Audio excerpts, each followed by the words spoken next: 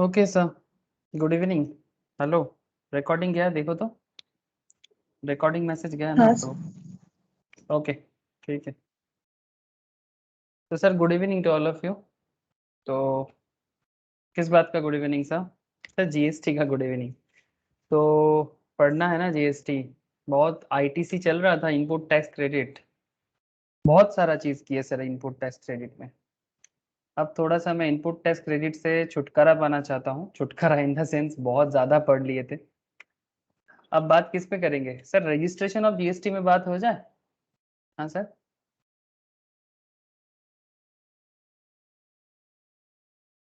हाँ sir, GST registration पे बात हो जाए तो चलो सर। इंटरेस्टिंग पॉइंट है कि ये जीएसटी जीएसटी तो हम लोग बहुत करते हैं, तो ये जीएसटी का रजिस्ट्रेशन मतलब जैसे हम लोग कहीं पर भी जाते हैं बिजनेस वगैरह अगर करना चाहते हैं तो आजकल एक कॉमन पॉइंट हो गया ना कि क्या तुम्हारा जीएसटी रजिस्ट्रेशन मैंडेटरी हो जाता है अगर आप बिजनेस में आना चाहते हो। तो कई बार ऐसे कहा जाता है कि क्या जीएसटी रजिस्ट्रेशन है? अगर जीएसटी रजिस्ट्रेशन नहीं है तो लाइसेंस मिलना मुश्किल हो जाता है, बिजनेस करने में दिक्कत हो सकता है, लोन वगैरह मिलने में दिक्कत हो सकता है। ऐसा होता है कि नहीं होता? हाँ सर। अरे बोलो सर, ऐसा सुने कि नहीं सुने आप लोग? है ना सर। जीएसटी रजिस्ट्रेशन रहना नहीं रहना बहुत ज़्यादा इंपॉर्टेंट पार्ट है ना। तो तो हम लोग उसी पॉइंट पे बात करेंगे कि अगर हमारा जीएसटी रजिस्ट्रेशन है तो उसमें हमें क्या एडवांटेज मिलेगा, अगर हमारा जीएसटी रजिस्ट्रेशन नहीं है तो हमें क्या प्रॉब्लम होगा। लेकिन आज हम लोग जैसे कि जिस चीज़ में मेनली बात करेंगे दैट इज़ मेनली कि जीएसटी रजिस्ट्रेशन का जो भी प्रोसेस है। जैसे कि हम लोग इतना देर से आईटीसी में बात कर रहे थे। हाँ सर, इनपुट टैक्स क्रेडिट। अगर आपका जीएसटी रजिस्ट्रेशन नहीं रहेगा तो क्या आप इनपुट टैक्स क्रेडिट ले सकते हो सर? बताओ मुझे। अगर आपका जीएसटी में मतलब आप बेसिकली बिजनेस तो करते हो, आप बिजनेस तो करते हो बट क्रेडिट जो मिलना आपके लिए एक एडवांटेज है। हाँ सर, क्रेडिट मिलना किसी भी बिजनेसमैन के लिए एडवांटेज है, ये सुनो। अरे बताओ सर। ये जो हाँ input sir. Input tax credit जो हम लोग इतना देर से पढ़ रहे थे कि आप परचेस करने के टाइम पे 500 का टैक्स दे के आए हो, ठीक है, वाइल बाइंग।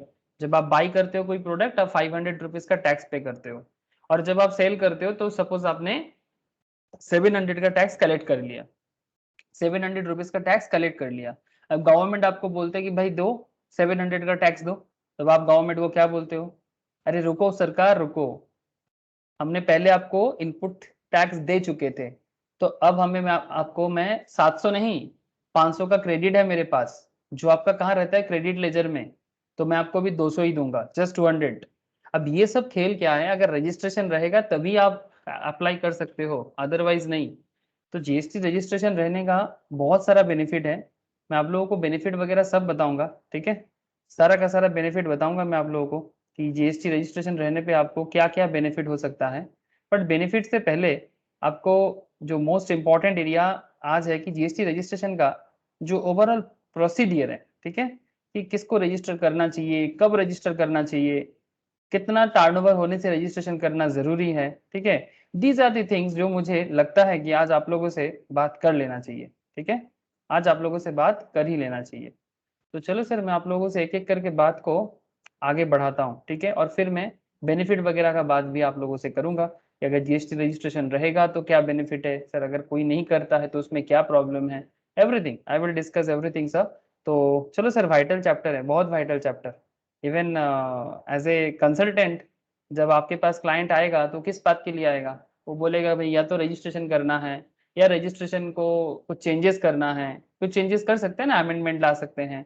तो बहुत सारी चीजें आपको आज पता चल जाएगा कि रजिस्ट्रेशन के संबंधित मतलब रिलेटेड जो भी बातें हैं, ठीक है, रजिस्ट्रेशन रिलेटेड जो भी बातें हैं मैं ओवरऑल बात करूंगा आज। आज डिटेल्स में एग्जांपल्स एंड क्वेश्चंस वगैरह सॉल्व कोशिश करूंगा, बट आज मैं ओवरऑल आपको रजिस्ट्रेशन के बारे में बात करूंगा। तो सर कहानी बहुत ही दिलचस्प है, तो थोड़ा सा पेशेंस के साथ सुनना पड़ेगा आप लोगों को। ओके सर, चलो। पेशेंस तो आप लोग हमेशा दिखाते हो, आज भी दिखा देना पेशेंस। ये सब सीए सीए में बनने का सबसे बड़ा चीज क्या है सीएस बनने का? पेशेंस। हाँ सर, जिसके पास पेशेंस है स्टॉक मार्केट में इन्वेस्टमेंट करने का, वो भी पेशेंस। जिसके पास पेशेंस है उसके पास हर चीज का सक्सेस है। पेशेंस नहीं तो कुछ भी नहीं। सर क्या बोलते हो? हाँ सर, दुनिया के हर एक चीज देख लो आप एक बार आंख उठा के। जिसका पेशेंस का कमती उनको हर चीज में प्रॉब्लम, और जिनके पास पेशेंस है वो धीरे धीरे ही सही पहुंच जाते हैं। ओके सर, स्क्रीन शेयर है कि नहीं प्लीज कंफर्म कीजिएगा। है दादा। ओके सर, ठीक है। तो चलो सर, धीरे धीरे ही सही हम लोग पहुंच गए हैं जीएसटी रजिस्ट्रेशन के पास। तो ये जीएसटी रजिस्ट्रेशन का एक एक करके सारा का सारा पॉइंट में बात करेंगे। ऐसे ये सब डेटा मैंने आप लोगों को पहले भी शेयर किया, पहले भी बताया, फिर से बता सकते हैं कि ये हमारा एक डेटा है, मतलब ये गवर्नमेंट के साइड से ही मिला जीएसटी काउंसिल का, कि करेंटली इंडिया में हर एक स्टेट का कितना कितना जीएसटी का, मतलब कौन से स्टेट से कितना जीएसटी कलेक्ट हो जाता है, basically state wise GST collection. तो सबसे ज्यादा मुझे यहाँ पर दिख रहा है महाराष्ट्र, गुजरात। महाराष्ट्र है, गुजरात, इसका मतलब क्या है? जहां जहां बिजनेस या सप्लाई ज्यादा होता है, तो आप चेक कर सकते हैं सर। गुजरात, महाराष्ट्र, और कौन सा अच्छा है? कर्नाटका अच्छा है। गुजरात, महाराष्ट्र, कर्नाटका, भारत का 3 इंपॉर्टेंट बिजनेस एरिया है सर। गुजरात, महाराष्ट्र, कर्नाटका। क्या है यहाँ पर? भगवान इतना, मतलब लोग मेहनती होगा, भगवान तो उसी के साथ होते हैं जो मेहनती होते हैं। ये एरिया भी अच्छा है, बट सर थोड़ा सा West Bengal, Orissa, Andhra, this is also a good area. अच्छा, इससे अच्छा है यहाँ पर Tamil Nadu, this is a very good area. Kerala में छोटा है but ठीक है। उत्तर प्रदेश, इसके पास क्षमता बहुत है, इसके पास कैप, मतलब ये बहुत बड़ा स्टेट है भारत का, इसका कैपेसिटी बहुत अच्छा है, बट कुछ प्रॉब्लम है इसका, जरूरत से ज्यादा। Rajasthan and Madhya Pradesh equal like West Bengal, Orissa, Telangana. ये जो एरिया है सर, जम्मू कश्मीर, लद्दाख, ये जो एरिया है, ये एरिया थोड़ा सा खाली खाली सा लग रहा है, और नॉर्थ ईस्ट, ठीक है, ये भी थोड़ा सा अभी, इसको इसको इसके पास भी बहुत सारा अपॉर्चुनिटी है। अब बिजनेस पे डिपेंड करता है कि कैसे बिजनेस बनाता है, तब उस पर डिपेंड करेगा कि, सॉरी भूटान ले लिया ना, भूटान नहीं आएगा, भूटान तो दूसरे कंट्री का है। तो सर ये कलेक्शन होता है, रजिस्ट्रेशन होगा तब ना। रजिस्ट्रेशन जैसा बिजनेसमैन का रहेगा उन्हीं से सरकार कलेक्ट कर सकता है, ये सर नो सर। ये जो आप करोड़ देख सकते हो 1.85 लाख करोड़, गुजरात का 78,000 करोड़, इसका 83,408 करोड़। जस्ट मतलब मुझे जस्ट एक चीज आप कंफर्म करो कि इतना सारा कलेक्शन तभी ना होगा जब रजिस्ट्रेशन रहेगा, ये सुनो, हाँ सर। है ना? तो इसका मतलब है रजिस्टर्ड बिजनेसमैन जरूरी है हमारे कंट्रीज में, तभी जाके गवर्नमेंट को पैसा मिलेगा। तो इतना सारा पैसा कलेक्ट करने के लिए गवर्नमेंट को क्या करना पड़ेगा सर? क्या इसका मतलब हर किसी को रजिस्टर करने के लिए बाध्य कर दे, हर किसी को रजिस्टर करने के लिए बाउंड कर दे? नहीं सर, ऐसा तो नहीं कर सकते। रूल्स है, रेगुलेशंस है, उसी हिसाब से चलना पड़ेगा। ओके, इवन अंडमान निकोबार से भी 361 करोड़ का जीएसटी कलेक्शन हो जाता है। लक्षद्वीप, ये भी छोटा सा आइलैंड है, 20 करोड़ का जीएसटी कलेक्शन कर देता है। अरे वाह, बढ़िया है। गोवा का अच्छा है सर, छोटा है बट 4,280 करोड़। केरल भी छोटा स्टेट है, ये भी अच्छा कर देता है। Sikkim is also very good, 2,248 crore, इतना छोटा सा स्टेट है, पिद्दा सा, एकदम दीपक की तरह जलता है, बट सीरियसली अच्छा है। ओके सर, अब इसका हर चीज का, हर एक स्टेट का अपना अपना पावर है, हर एक स्टेट अपने बिजनेस दिखा के अपना बिजनेस को बढ़ा के कर सकता है। बट हमारा करंट डिस्कशन जो एरिया है दैट इज रजिस्ट्रेशन का, एवरीथिंग बात होगा सर। ओके, तो चले सर, रजिस्ट्रेशन रिलेटेड बातें करना चाहिए। तो चलिए सर, क्या बात करें रजिस्ट्रेशन पे। अगर मैं रजिस्ट्रेशन में बात करूं, तो इम्पोर्टेंट एरिया जो है रजिस्ट्रेशन के अंदर, जैसे कि person liable for registration, compulsory registration in certain cases. Simple बात है सर, कुछ सिंपल क्वेश्चन आपके सामने आ रहा है कि कौन रजिस्ट्रेशन करने के लिए लायबल है। कंपल्सरी रजिस्ट्रेशन किसके लिए करना है? किसको रजिस्ट्रेशन करने का जरूरत नहीं है? Person not liable for registration. Procedure for registration क्या है? लंबा प्रोसेस है। अमेंडमेंट ऑफ रजिस्ट्रेशन, अगर कुछ भी चेंजेस करना हो, कैंसिलेशन करना हो तो, and revocation of cancellation of registration, किसका रजिस्ट्रेशन कैंसिल नहीं किया जाएगा, ठीक है, रिवोक कर दिया जाएगा। तो ऐसे बहुत सारा सवाल का जवाब मिलेगा सर, ऐसा बहुत सारा जवाब, सवाल का जवाब मिलेगा आज आपको कि रजिस्ट्रेशन रिलेटेड ये सब चीजें क्या है, कहां पर बोला गया है, आई will discuss. Okay, section 22, section 22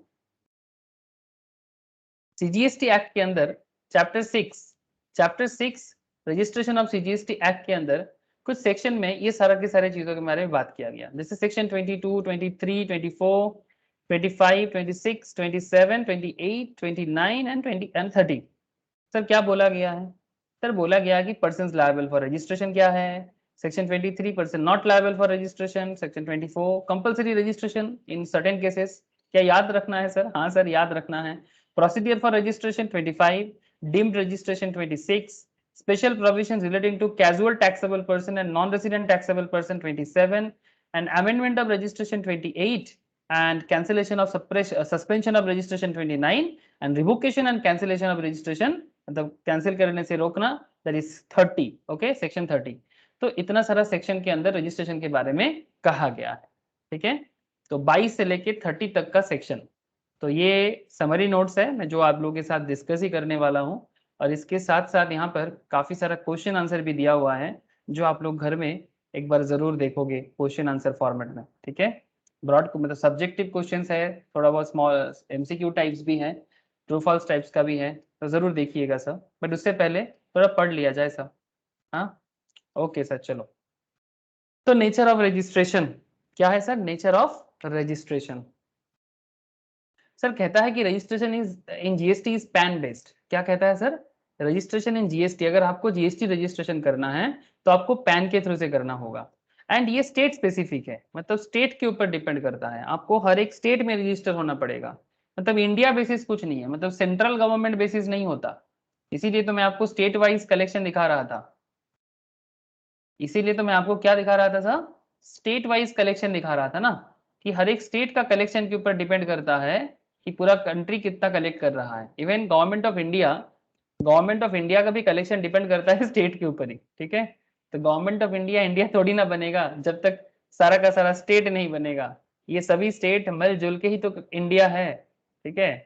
कहते हैं सर, एक कहावत है, आई डोंट नो आप लोग जानते हैं कि नहीं जानते, जैसे बोलते हैं ना कि अगर हमारे शरीर का एक पार्ट भी, मतलब if any part of our body handicap है तो पूरा का पूरा शरीर हैंडीकैप हो जाता है। तो ऐसा कहा जाता है कि ये जो हम लोग बोलते हैं ना कि शांति कब मिलेगा पता नहीं, एकदम बेकार जिंदगी जा रहा है, बहुत बार हम लोग गुस्से में बोलते हैं, तो इसलिए कहते हैं कि ये पूरा भारत में 135 करोड़ आबादी है, उससे भी ज्यादा हो रहा है, और ऑलमोस्ट 28 स्टेट्स एंड कितना इंडियन टेरिटरी कितना है सर?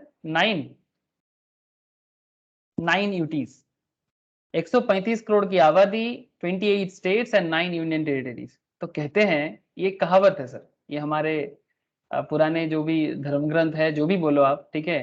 तो वहां पर एक बहुत सुंदर लाइन है कि हर एक देश के लिए, हर एक समाज के लिए, तब तक वो समाज, वो पर्टिकुलर कंट्री हैप्पी नहीं हो सकता अगर समाज के एक भी इंसान मतलब हैप्पी नहीं है। मतलब अगर एक स्टेट भी अगर खराब हालत में है, सपोज आज अगर बिहार का हालत बहुत खराब है, ऑब्वियसली खराब है बहुत ज्यादा, झारखंड डेवलप कर रहा है, छत्तीसगढ़ भी बहुत सिचुएशन गंभीर है, it's not a good situation, Kashmir का हालत अभी ठीक करने की कोशिश चल रहा है, नॉर्थ ईस्ट भी, नागालैंड वगैरह में बहुत प्रॉब्लम।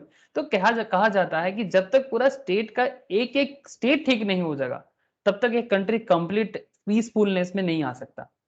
इवन एक इंसान भी जब तक प्रॉपरली पीसफुल नहीं रहेगा तब आप भी पीसफुल नहीं रह सकते, मैं भी पीसफुल नहीं रह सकता। मतलब शांति तभी मिलेगा जब सबको शांति मिलेगा। मतलब सभी को खुश रहना जरूरी है। सर ऐसा हो सकता है क्या? हाँ सर हो सकता है। उस पर जीएसटी कलेक्शन एक बहुत बड़ी बात है, बिजनेस का डेवलपमेंट, कंट्री का इकोनॉमिकल डेवलपमेंट, सभी चीजें इंपॉर्टेंट है। तो चलो सर, स्पिरिचुअल बातें करके क्या फायदा? फायदा है, बहुत फायदा है। GST is pan based and state specific, one registration पर स्टेट और यूनियन टेरिटरी, हर स्टेट के बेसिस पे आपका एक रजिस्ट्रेशन, और यूनियन टेरिटरी होगा तो उसके हिसाब से। आप लोग जानते हो ना सर, हमारे देश में 8 यूनियन टेरिटरी है। हाँ सर, बोलो हाँ सर, सर। यहाँ से आइडेंटिफाई करके बताओ 8 यूनियन टेरिटरी, जल्दी जल्दी बोलो, आइडेंटिफाई करके जल्दी जल्दी बोलो 8 यूनियन टेरिटरी।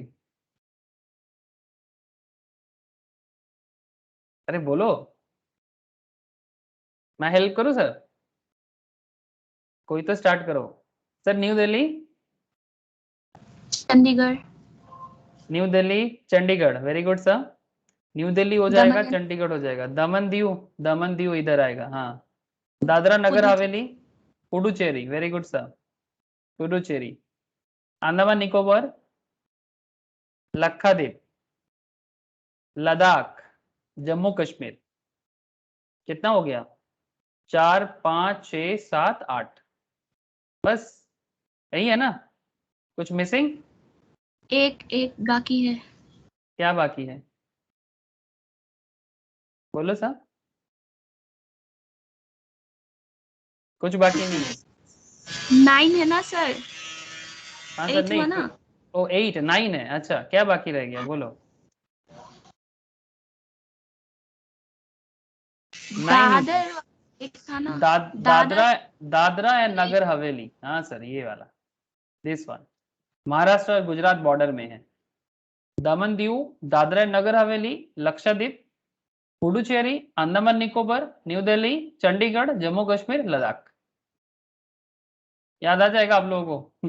ये सब यूनियन टेरिटरीज है, मतलब सेंट्रल गवर्नमेंट कंट्रोलिंग में चलता है। यहाँ का जो भी एडमिनिस्ट्रेशन है सेंट्रल गवर्नमेंट के पावर से चलता है। That is the main concept. जहाँ पर जो भी राज्यपाल होते हैं, मतलब दैट इज क्या बोलते हैं, गवर्नर के इसमें चलते हैं सर। ठीक है, अब उसमें लॉ के डिटेल्स में नहीं जाते, मेन पॉइंट में आ जाते। तो यूनियन टेरिटरीज और बाकी 28 स्टेट्स, ठीक है। However, a business entity having separate place of business in a state may obtain separate registration for each of its place of business. एक business entity one registration पे भी हो सकता है per state या per union territory. However, a business entity having separate place of business in a state may obtain separate registration. Her state के लिए आप separate registration ले सकते हो for each of its place of business, her place of business के लिए। Sir क्या ऐसा हो सकता है कि मैं एक प्लेस में बिजनेस करता हूं और बाकी जगह में भी मैं बिजनेस बढ़ाना चाहता हूं, क्या उस केस में भी आपको रजिस्ट्रेशन हो सकता है? यस सर हो सकता है, उसको कैजुअल टैक्स रजिस्ट्रेशन बोलते हैं। मैं आपको आगे बताता हूं कि किस तरह से कैजुअल टैक्सेबल मतलब पर्सन के हिसाब से आप आ सकते हो। ठीक है, तो ये एक कॉन्सेप्ट हो गया। आज बहुत सारा पॉइंट एक साथ बात करेंगे, कंफ्यूज ना होइएगा, क्योंकि कंफ्यूज होने वाला कोई बात नहीं है, बस इंफॉर्मेशन है, याद रखने का जरूरत है। जीएसटी आइडेंटिफिकेशन नंबर मिलता है, जीएसटी आइडेंटिफिकेशन नंबर को बोलते हैं सिर्फ जीएसटीआईएन, ठीक है, जीएसटीन भी बोलते हैं। सुने होंगे आप लोग, बड़ा ही पॉपुलर है। जब भी किसी को जीएसटी रजिस्ट्रेशन हो जाता है उसको जीएसटी नंबर मिलता है, दैट इज 15 डिजिट का नंबर होता है। And a certificate of registration incorporating therein this GSTIN is made available to the applicant of the GSTN common portal. ये जीएसटीआईएन मिलने के बाद जो जीएसटी का कॉमन पोर्टल होता है ना sir, GST common portal, GST common portal, देखते हैं सर क्या मिलता है। अरे आजकल ये मतलब गलत सलत साइट आ जाता है, जिसको आना चाहिए वही नहीं आता। जीएसटी कॉमन पोर्टल तो सब अपना इतना अच्छा करके रखा है। जीएसटी कॉमन पोर्टल ये वाला सर, gst.government.in, देख पा रहे सर? जैसे ही आपका जीएसटी आइन हो जाएगा, मतलब goods and service tax identification number मिल जाएगा, अब यहाँ पर लॉगिन वगैरह सब कर सकते हैं। यहाँ पर सर्विस में जाना है, रजिस्ट्रेशन में जाना है, देख पा रहे सर आप लोग? सर्विस में जाना है, रजिस्ट्रेशन में जाना है और न्यू रजिस्ट्रेशन में क्लिक करना है। मैं बस एक दिखा रहा हूँ आपको थोड़ा बहुत। अब आप यहाँ पर देख सकते हो कि जैसे आप रजिस्ट्रेशन करते हो, और या फिर अगर आपका पुराना कुछ टेम्पोररी रेफरेंस नंबर है, मैं ये भी बताऊंगा आपको, टीआरएन के बारे में भी बताऊंगा। और ये रहा आपका न्यू रजिस्ट्रेशन, तो आप पहले फॉर्म को फिलअप करो। ठीक है, आप कौन हो, state, union territories, district, legal name of the business, permanent account number, email address, OTP email में आएगा, मोबाइल नंबर में भी आएगा, उसके बाद आपका फॉर्म आएगा। ठीक है, तो इस तरह से आपका फॉर्म, इस तरह का फॉर्म सिस्टम पे आपका रजिस्ट्रेशन होता है। मैं आपको आगे दिखाता हूँ सर। ठीक है, दीज आर दी थिंग्स जो मैं आज डिस्कस करने वाला हूँ, और इसके साथ साथ काफी सारा पॉइंट है। ठीक है, not just these things but बहुत सारा चीजें। अब आगे देखते हैं सब। रजिस्ट्रेशन तो फिर 15 डिजिट का नंबर मिलता है जीएसटीएन में, इसको याद रखिएगा। ठीक है, अच्छा, registration under GST is not tax specific, that is single registration for all the taxes. Single registration for all the taxes, that is CGST, SGST और यूटीजीएसटी, मतलब state goods and service tax and union territory goods and service tax, and IGST and सेसेस, सबके लिए एक ही registration से ही काम बनता है sir. Specific tax के हिसाब से, मतलब सीजीएसटी टैक्स अलग, एसजीएसटी टैक्स का अलग, यूटीजीएसटी का अलग, ऐसा नहीं होता। जीएसटी रजिस्ट्रेशन मतलब जीएसटी रजिस्ट्रेशन, उसमें सीजीएसटी, एसजीएसटी, यूटीजीएसटी, आईजीएसटी सब इसके अंदर आ जाता है, और कोई जीएसटी सेस भी हो तो भी आ जाएगा। चलो सर, अब ये तो समझ में आ ही रहा है। अब आगे बात बढ़ाएंगे कि sir person liable to registration, किसको जीएसटी रजिस्ट्रेशन करने के लिए लायबल कौन कौन है? आप लोगों को स्क्रीन दिख रहा है ना सर? हेलो,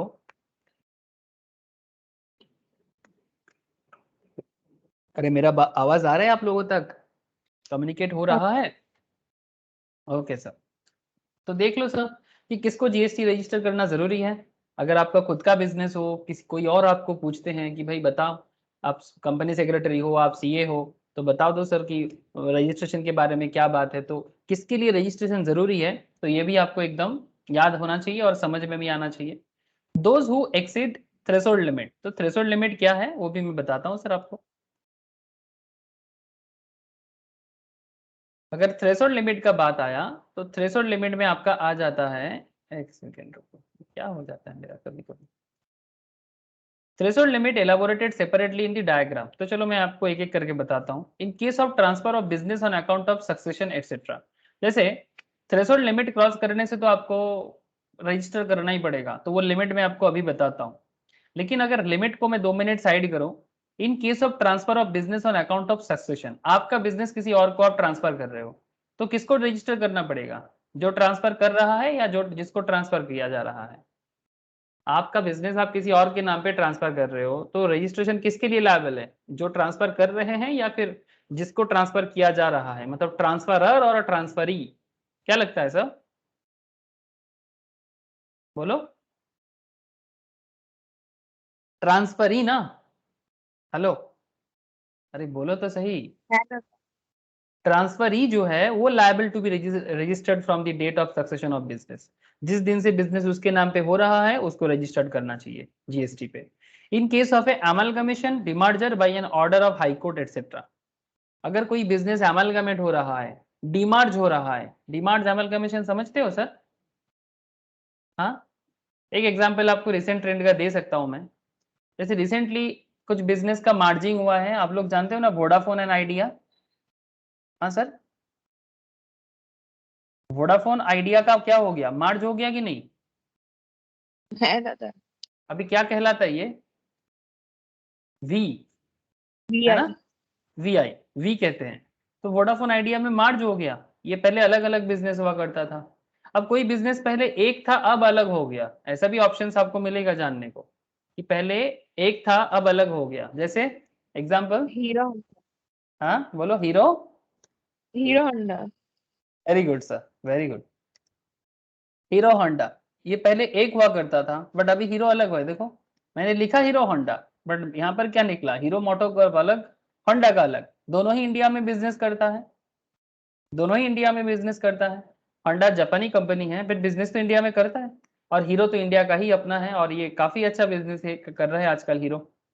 तो बेसिक पॉइंट क्या आ गया सर कि अगर बिजनेस अमलगामेट हो रहा है, मैं सिंपल मार्ज को बताया, अमलगामेशन ऐसे अकाउंटिंग पर्सपेक्टिव से मार्जर अमलगामेशन में थोड़ा बहुत फर्क होता है, ठीक है, but currently as per law matter is same. In case of amalgamation, demerger by an order of high court etcetera, ऐसे केसेस में भी रजिस्ट्रेशन करना जरूरी है। किसको? जो जिसको ट्रांसफर हो रहा है। Transfer is liable to be registered from due on which register of companies issues incorporation certificate giving effect in order of high court etcetera. तो अल्टीमेटली बात क्या पहुंच रहा है सर? बात कुछ ऐसा बन रहा है कि अगर आप ध्यान से सुनिएगा सर, अगर आप टैक्सेबल सप्लाईज करते हो, क्या करते हो? टैक्सेबल सप्लाईज, मतलब जिस प्रोडक्ट का गुड्स में टैक्स लगता है। अगर आप एग्जेम्प्ट सप्लाईज भी करते हो, वो भी कर सकते हो, उसमें क्या प्रॉब्लम है? चाहे टैक्सेबल सप्लाईज करो, चाहे एग्जेम्प्ट सप्लाईज करो, चाहे एक्सपोर्ट करो, taxable supplies, exempt supplies, export, interstate supplies, सब कुछ मिला जुला के आपका क्या बनता है सर? Aggregate turnover. क्या बनता है? एग्रीगेट टर्नओवर, मैं आपको इसका डिटेल्स बताऊंगा, ठीक है। एग्रीगेट टर्नओवर का मैं आपको डिटेल्स बताऊंगा कि एग्रीगेट टर्नओवर के अंदर क्या आता है। Aggregate turnover will be computed on all India basis for same pan, same pan के बेसिस पे ऑल इंडिया बेसिस पे बनता है एग्रीगेट टर्नओवर। तो सर एक बार एग्रीगेट टर्नओवर बता देना चाहिए क्या? ओके सर, चलो देखते हैं एग्रीगेट टर्नओवर के बारे में आपको मैं क्या समझा सकता हूँ। एग्रीगेट टर्नओवर तो आपने बेसिक लेवल में समझा, पर थोड़ा डिटेल्स में अगर मैं बात करूं, before you study what is applicable threshold limit for various states UTs, let us first understand the concept of aggregate turnover. Aggregate turnover is a crucial parameter, point to be noted sir, very important point, is a very crucial parameter for deciding the eligibility of a supplier to avail the benefit of threshold exemptions from registration, ठीक है। Eligibility for compensation scheme, जो मैं आपको ऐसे composition scheme, ये हम लोग basic chapters में जब पढ़ रहे थे, ठीक है, तब हम लोगों ने बात किया था। जिन लोगों ने अभी तक कंपोजिशन स्कीम नहीं पढ़ा वो बाद में कंपोजिशन स्कीम पढ़ेगा, ठीक है। मतलब वो क्या होता है ना, ये भी एक सिस्टम होता है कि आप कंपोजिशन डीलर बन सकते हो। मतलब आपके लिए जो रेगुलर स्कीम है, रेगुलर जो रिटर्न फाइलिंग होता है वो एप्लीकेबल नहीं होता है। आप एक शॉर्ट मतलब एक सर्टेन अमाउंट ऑफ टैक्स आप पे कर सकते हो। मैं डिटेल्स में अभी नहीं जाता, ठीक है। तो ये सभी कुछ डिपेंड करता है कि कंपोजिशन स्कीम में कौन आ सकता है कौन नहीं आ सकता। Everything is depend on aggregate turnover, that is the point. मैं आपको बाद में कंपोजिशन स्कीम बताऊंगा जिनका कंपोजिशन स्कीम नहीं हुआ है, वो चैप्टर में डिस्कस में करूंगा कंपोजिशन स्कीम। अब बेसिकली इतना जान लो कि वो रेगुलर स्कीम अलग होता है, कंपोजिशन स्कीम अलग होता है। और कंपोजिशन स्कीम पे एवरी मंथ रिटर्न फाइल करने का जरूरत नहीं होता, साल में एक आध बार या क्वार्टर वाइज आप रिटर्न फाइल कर सकते हो, और थोड़ा डिस्काउंटेड रेट में उनका मतलब टैक्स होता है, और कस्टमर से कलेक्ट करने का भी जरूरत नहीं होता है, या फिर बिल में दिखाने का भी जरूरत नहीं होता है। दैट इज कंपोजिशन स्कीम, मैं बाद में फिर से बताऊंगा। नाउ अब बात क्या है sir, turnover in common parallels is the total volume of business. सबको पता है ना सर, टर्नओवर का मतलब होता है कॉमन लैंग्वेज में क्या है, in common language turnover means total volume of business, मतलब कितना बेसिकली सेल हो जाता है। दैट इज इन सिंपल, यही बात होता है ना, इन सिंपल कितना सेल हो जाता है। And the term aggregate turnover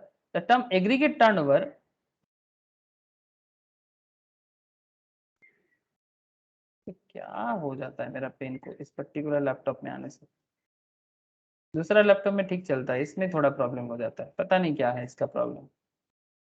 the term aggregate turnover, थोड़ा तो दिमाग खराब करके रखता है।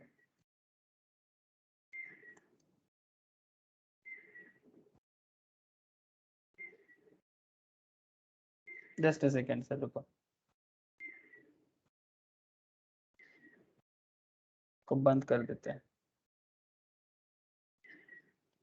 पता नहीं ये बीच बीच में सॉफ्टवेयर बहुत डिस्टर्ब करता है। ऐसे आप लोग देख पा रहे हो ना सर, देख पा रहे हैं ना आप लोग? हाँ sir. Okay. The term aggregate turnover is defined in section 2 subsection 6 of the CGST Act has been presented. देखो क्या है, क्या बताते हैं इसके बारे में। एग्रीगेट टर्नओवर का मतलब क्या बताते हैं। एग्रीगेट टर्नओवर में क्या इंक्लूड होता है, taxable supplies, exempt supplies, export, interstate supplies of persons having the same pan be computed on all India basis. अभी मैंने आपको बताया इसके अंदर एक्सक्लूड क्या होना चाहिए, अगर कोई टैक्स होता है जैसे सीजीएसटी देते हो, एसजीएसटी देते हो, UTGST, IGST, cess, value of inward supplies मतलब जो आपके पास एज ए परचेस होता है, on which tax is payable under reverse charge, ठीक है, value of inward supplies on which tax is payable under reverse charge, जिसपे आप रिवर्स चार्ज में टैक्स पेमेंट करते हो, वो एग्रीगेट टर्नओवर के अंदर काउंट नहीं होना चाहिए। तो ये सिंपल वे में बताया सर, इसके अंदर इंक्लूड क्या होगा, मतलब प्लस क्या होगा, this is the plus sign and this is the minus sign, ठीक है। तो क्या इंक्लूड होना चाहिए और क्या एक्सक्लूड होना चाहिए ये बता दिया, ठीक है। Section 2 subsection 6 definition of aggregate turnover as given above, read with explanation to section 22 has been analysed. Okay, हम बाद में बात करते हैं एक करके कि किस तरह से एनालाइज किया गया एग्रीगेट टर्नओवर में। Aggregate turnover to exclude inward supplies on which tax is payable under reverse charge, मतलब आरसीएम का कॉन्सेप्ट होता है। रिवर्स चार्ज किस पे लगता है सर, रिवर्स चार्ज मैकेनिज्म किस पे यूज होता है, एनीवन? जैसे गुड्स ट्रांसपोर्ट के केस में होता है, लीगल सर्विस के केस में होता है, स्पॉन्सर सर्विस के केस में होता है। मतलब बेसिकली जो रिसीवर है, जो बेसिकली गुड्स का रिसीवर है या सर्विस का रिसीवर है, वही टैक्स कलेक्ट करके गवर्नमेंट को पेमेंट कर देता है। नॉर्मल केस में सप्लायर को पेमेंट करना चाहिए, सप्लायर को कलेक्ट करना चाहिए, बट इस केस में क्या होता है रिवर्स चार्ज मैकेनिज्म के केस में कि जो रिसीवर है वही टैक्स पेमेंट कर देता है। ये थोड़ा एक्सेप्शन है, बट ऐसे बहुत सारे बिजनेसमैन हैं जिनको डिटेल्स में कहा जाता है। ऐसे चार्ज ऑफ टैक्स का एक चैप्टर आएगा, जिन्होंने नहीं किया और जिन लोगों ने करके रखा दे कैन इजीली अंडरस्टैंड कि किस तरह से रिवर्स चार्ज मैकेनिज्म एक्चुअली काम करता है। ओके सर, तब डिटेल्स में मैं फिर से बोलूंगा, लेकिन कॉमन सेंस में तो आप लोग देख लिए कि क्या होता है।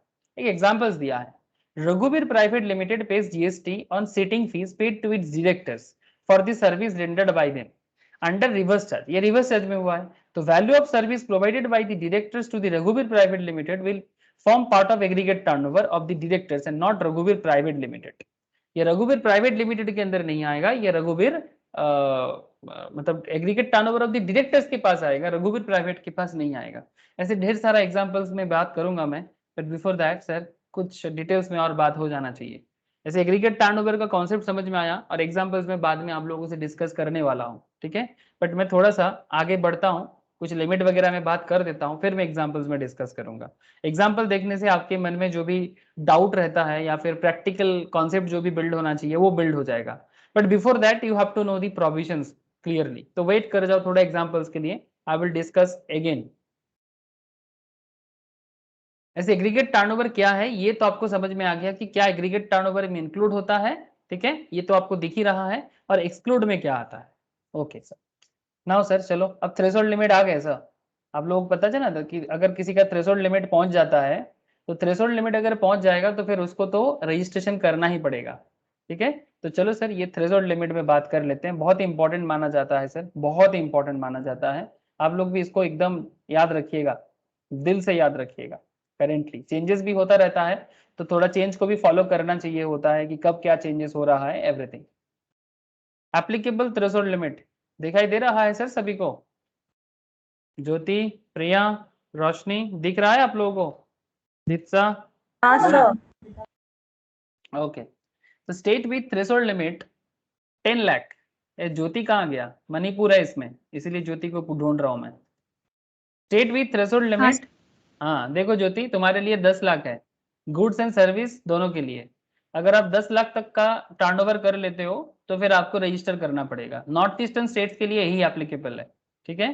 10 लाख गुड्स या सर्विस का टर्नओवर करने से आपको रजिस्टर करना पड़ेगा, ठीक है। Up to 10 lakh no registration needed, but 10 lakh cross करने से आपको रजिस्टर करना पड़ेगा। This is for our north eastern states, okay, जिसमें मणिपुर है, नागालैंड है, त्रिपुरा है और मिजोरम है। हाँ sir, Manipur, Mizoram, Nagaland and Tripura, basically हमारा ये 4 स्टेट दिख रहा है आप लोगों को? हाँ sir, this is our Manipur, this is, अच्छा वो वाला पेन अभी चलेगा नहीं, मणिपुर, त्रिपुरा, मिजोरम एंड नागालैंड, ठीक है। ओके सर, इनके लिए 10 लाख का लिमिट है sir. State with threshold limit of 20 lakh for both goods and services.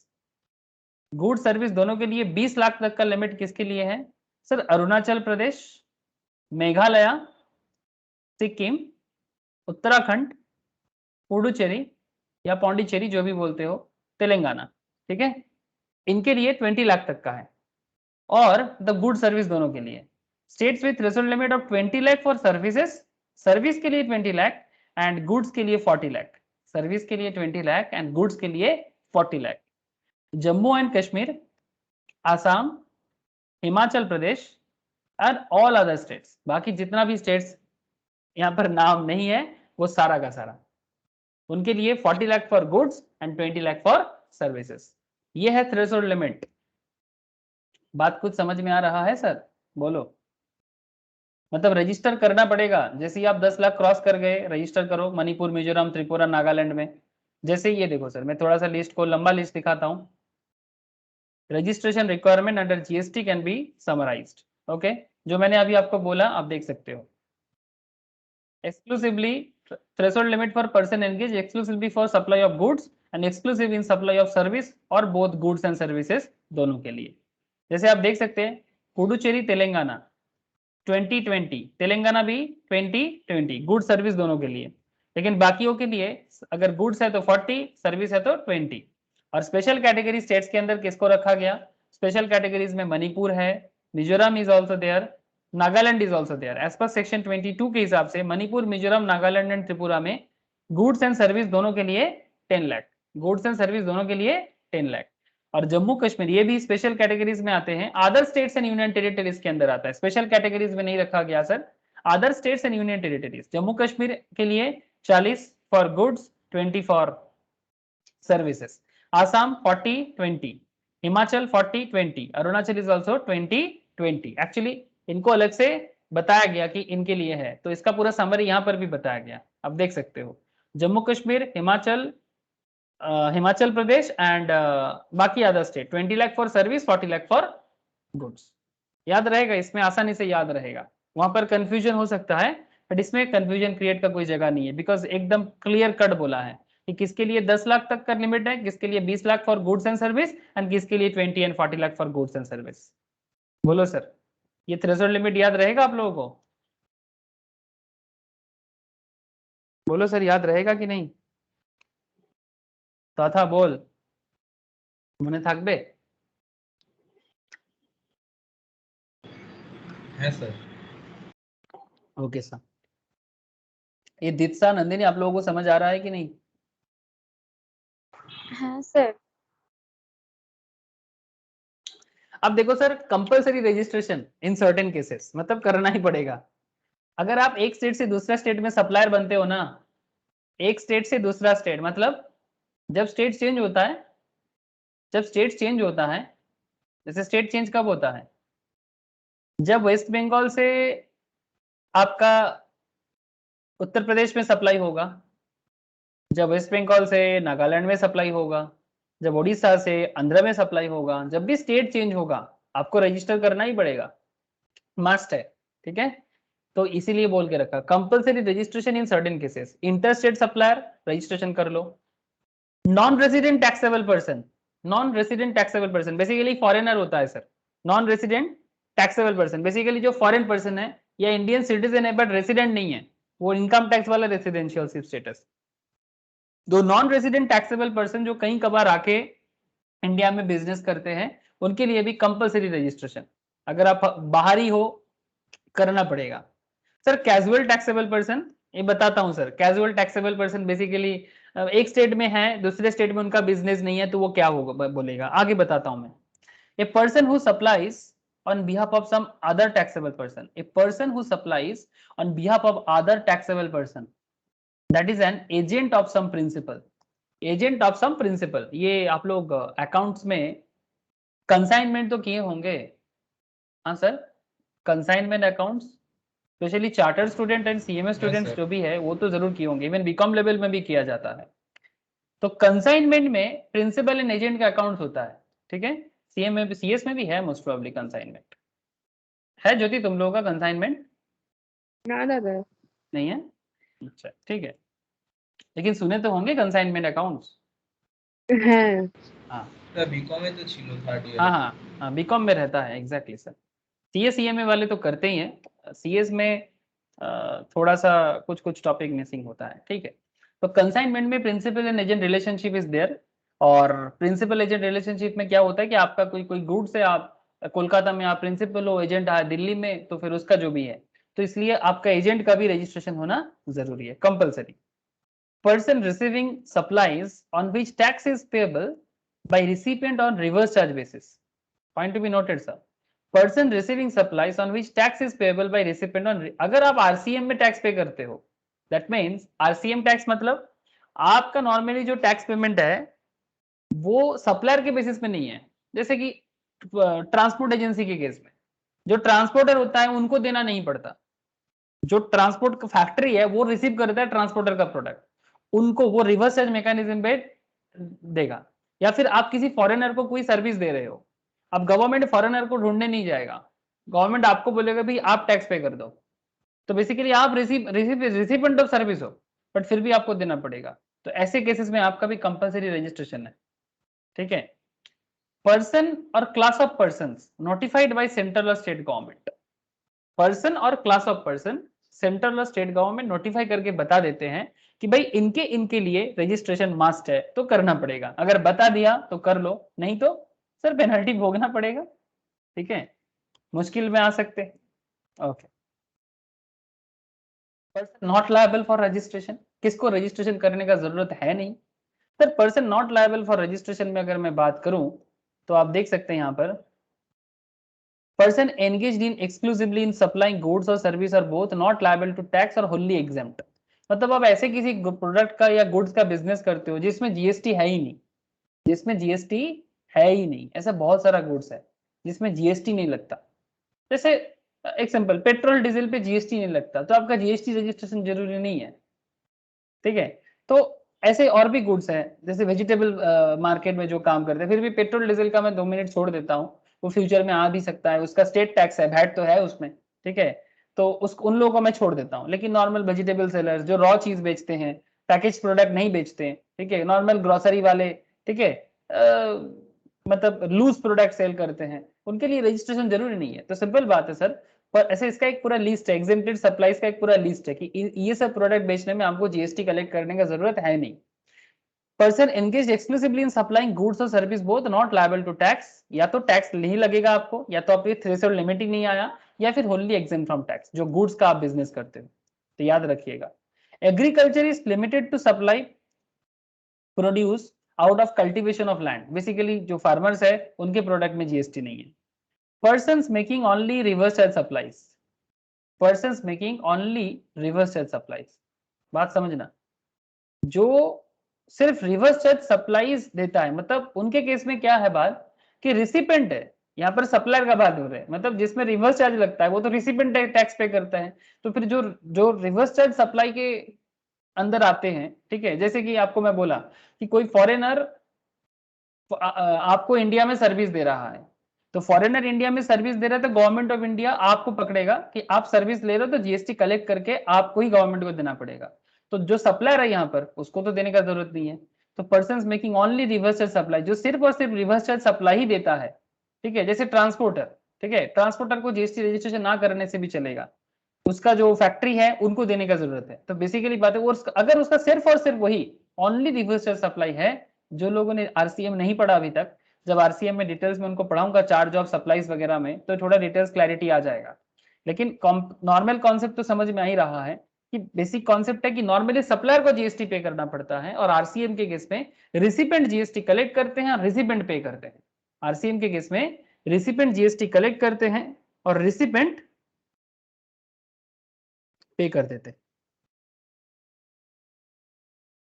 Okay,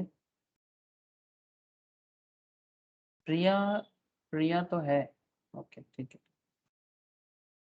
प्रिया ने मैसेज भेजा, मैं अभी देख रहा हूँ।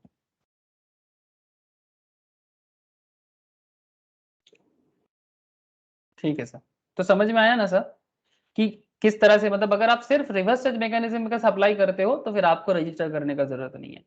Person making interstate supplies of taxable service up to 20 lakh, मतलब 20 लाख क्रॉस नहीं कर रहा है तो नहीं मत करो। अब 20 लाख पे भी देख लो भाई कौन सा स्टेट है क्या है, वो भी आपको देख लेना चाहिए, ऐसे जैसे मैंने अभी आपको बताया कि कौन सा स्टेट के लिए क्या है। Person making interstate taxable supplies of notified handicrafted goods up to 20 lakh, notified handicrafted goods अगर आप सप्लाईज करते हो, अगर 20 लाख तक का आपका लिमिट बांध जाता है हैंडीक्राफ्टेड गुड्स सप्लाई करके, तो फिर आपको भी रजिस्टर करने का जरूरत नहीं है। And there is a casual taxable person making inter state, मतलब आप स्टेट चेंज करके सप्लाई कर रहे हो, आप कैजुअल टैक्सेबल पर्सन हो, point to be noted sir, आप कैजुअल टैक्सेबल पर्सन हो, इंटरस्टेट टैक्सेबल सप्लाई आप कर रहे हो नोटिफाइड हैंडीक्राफ्ट गुड्स का, किस चीज का, नोटिफाइड हैंडीक्राफ्टेड गुड्स का। हैंडीक्राफ्ट गुड्स जो होते हैं सर हाथ का बना हुआ, ऐसे ज्योति मुझे हेल्प कर सकता है, ज्योति मणिपुर का हैंडीक्राफ्ट बहुत फेमस है ना? यस सर, एक्सपोर्ट भी होते हैं। एक्सपोर्ट भी होते हैं। मणिपुर वुमेन्स मार्केट में मिलता है या फिर मणिपुर में हर जगह में मिलता है? विमेन्स मार्केट नहीं मिलता, वुमेन्स मार्केट में ही मिलता है। I think this type of सा,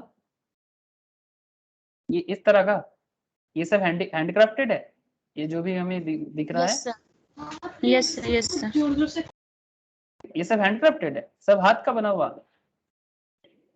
यस सर, इवन हम लोग में फनेक एक लगाते हैं ना, वो भी हाथ से करके करता है। क्या क्या? फनी चीज? पुल के जो ट्रेडिशनल ड्रेस है ना, अच्छा, वो भी हाथ से ही बनता और है? यूजुअली भी वो पहनते हैं, तो वो भी हाथ से वीव करते हैं उसको। अच्छा, इस मार्केट का नाम है ईमा कैथल, है ना? Yes sir. 5000 traders, all women, सारा का सारा वुमेन। आपका जान पहचान का है ना ज्योति? नहीं सर। जान पहचान का नहीं है इसमें? अच्छा ठीक है, जान पहचान करो, मैं जाऊंगा। अच्छा ठीक है, चलो आगे बढ़ते हैं। तो बेसिकली मैं बात आपको ये कहना चाहता हूँ sir, casual taxable person making interstate taxable supplies of notified handicraft goods, अगर गवर्नमेंट नोटिफाई करके रखा है वो वाला गुड्स देखना पड़ेगा, और अप टू 20 लाख तक आपका सेल का मतलब टर्नओवर का लिमिट है, तो फिर आपको भी आप भी लायबल नहीं हो जीएसटी रजिस्ट्रेशन के लिए।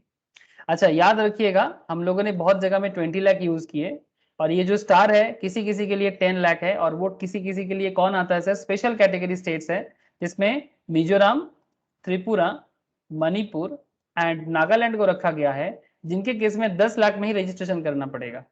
ठीक है, बिकॉज वहां पर 10 लाख मतलब वहां पर क्योंकि बिजनेस का स्कोप छोटा स्टेट्स है, पॉपुलेशन भी कंपेरेटिवली कम है, इसीलिए 10 लाख रखा गया, that is the reason sir. बाकी स्टेट में पॉपुलेशन ज्यादा है तो बिजनेस ज्यादा है, यहाँ पर एज पर पॉपुलेशन ठीक ही है 10 लाख, इसीलिए गवर्नमेंट ने इसको 10 लाख रखा है। जो स्टेट थोड़ा बड़ा है जैसे वेस्ट बंगाल जैसे स्टेट्स में इतना पॉपुलेशन है तो 10 लाख तो हो ही जाएगा, नॉर्मल बात है। तो डिपेंड करता है सर पॉपुलेशन वाइज, ठीक है, तो इसीलिए इसको इस तरह का रखा गया, और नॉर्थ ईस्टर्न स्टेट्स को थोड़ा सा स्पेशल स्टेटस भी दिया जाता है बहुत केस में। ओके सर, तो where and by when to apply for registration, तो आप लोग इतना देर से क्या देखा सर कि किसको किसको रजिस्ट्रेशन करने का जरूरत नहीं, ठीक है। अच्छा, where and when, where and by when to apply for registration, कब और कहां? Person who is liable to be registered under section 22 and 24 in every such state, हर उस स्टेट में जहां बिजनेस करते हैं जहां पर उसका लाइबिलिटी क्रिएट होता है वहां पर करना पड़ेगा। Within 30 days, within 30 days, point to be noted, from the date on which he becomes liable to registration, 30 दिन के अंदर जब से उसका बिजनेस चालू हो जाएगा, 20 लाख का लाइबिलिटी मतलब लिमिट क्रैक हो जाएगा, क्रॉस हो जाएगा, रजिस्ट्रेशन के लिए आ जाओ सर। और आप लोगों को तो मैंने अभी बताया कि कौन कौन रजिस्ट्रेशन के लिए मैंडेटरी है। तो अगर आपको रजिस्ट्रेशन करना है तो 30 दिन के अंदर बिजनेस स्टार्ट करने के बाद, या फिर बिजनेस का लिमिट क्रॉस करने के बाद 30 डेज के अंदर कर लो।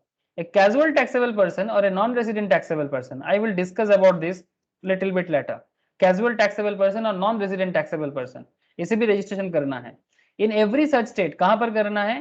वेयर ही इज लायबल, जहां पर उसको रजिस्टर मतलब बिजनेस करना है वहीं पर, एटलीस्ट 5 डेज, कहा कब करना है? At least 5 days prior to the commencement of business. इनके केस में बिजनेस शुरू करने के 5 दिन पहले करना होगा। सर ऐसा क्यों? इनके केस में बिजनेस करने के 30 दिन बाद जब उसका लायबिलिटी आ जाता है रजिस्ट्रेशन करने का, और इनके केस में लायबिलिटी नहीं देखा जाएगा, अगर वो कैजुअल टैक्सेबल है, अगर वो नॉन रेसिडेंट टैक्सेबल है, तो बिजनेस स्टार्ट करने से 5 दिन पहले ही रजिस्टर करने के लिए बोल रहा है। याद रहेगा सर? हाँ सर बोलो, याद रहेगा कि नहीं? सर नॉर्मल टैक्सेबल के केस में 30 डेज और कैजुअल टैक्सेबल में 5 days prior. Yes sir, casual taxable या फिर नॉन रेसिडेंट टैक्सेबल, मतलब जो नॉन रेसिडेंट पर्सन है, अगर वो इंडिया में बिजनेस करता है, ठीक है, नॉन रेसिडेंट पर्सन इंडिया में आके बिजनेस करते हैं, तो उनको 5 दिन पहले ही रजिस्ट्रेशन का मतलब जीएसटी में रजिस्ट्रेशन करना पड़ेगा, एटलीस्ट बिजनेस स्टार्ट करने से कम एटलीस्ट 5 दिन। Very good sir.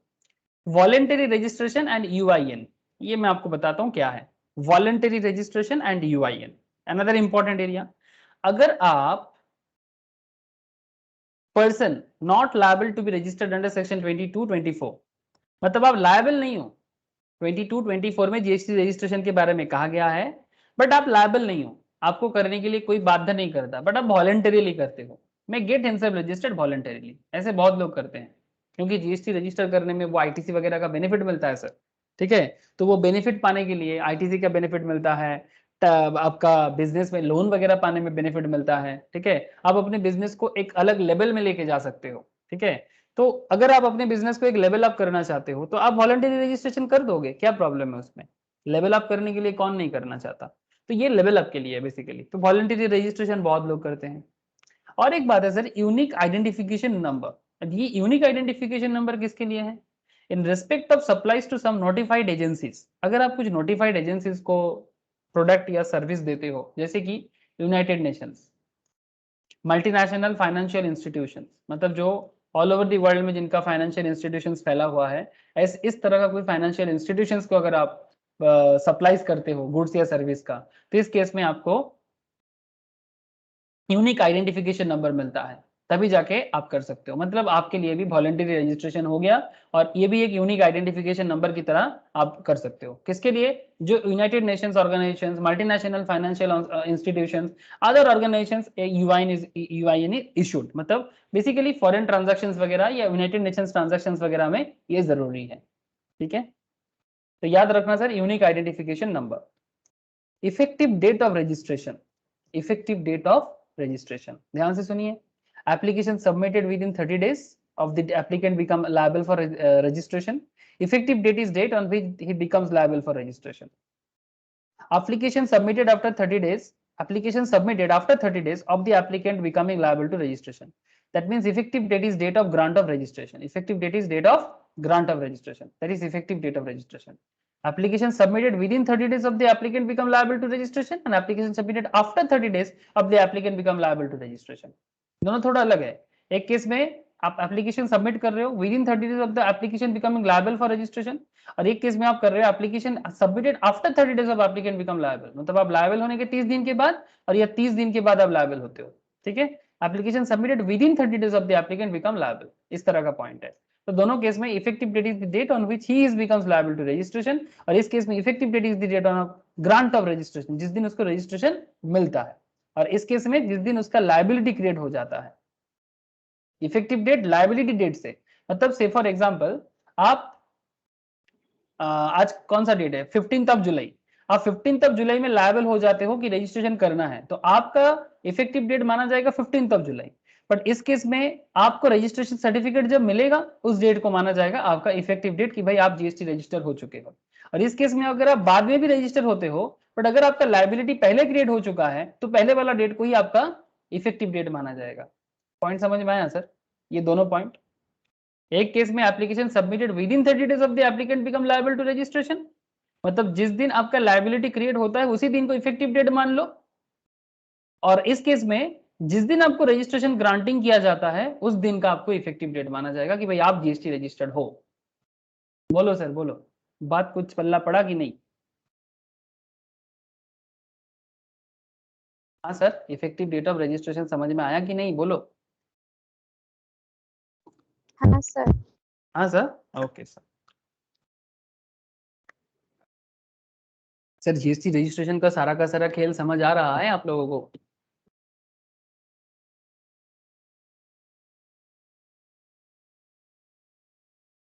हाँ, खेल समझ आ रहा है? अरे हाँ ना, कुछ तो बोलो।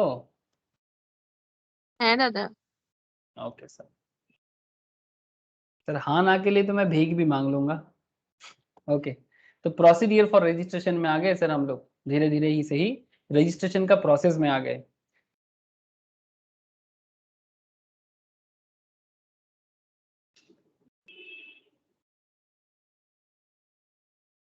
देखो सर, तो रजिस्ट्रेशन का प्रोसेस क्या है? Procedure for registration has been depicted by way of diagram. देखो part 1, every person liable to get registered and person seeking voluntary registration, every person जो liable है रजिस्ट्रेशन करने के लिए और जो वॉलंटरी रजिस्ट्रेशन करना चाहते हैं। आप तो दोनों ही पता है आपको कि आप वॉलंटरी रजिस्ट्रेशन भी कर सकते हो और आप लायबल भी हो रजिस्टर करने के लिए। shall before applying for registration declare his PAN, mobile number, email address, State Union Territories in Part A of Form GST Registration 01 on GST Common Portal। यही तो मैं आपको शो कर रहा था GST Common Portal में जाके, ये वाला।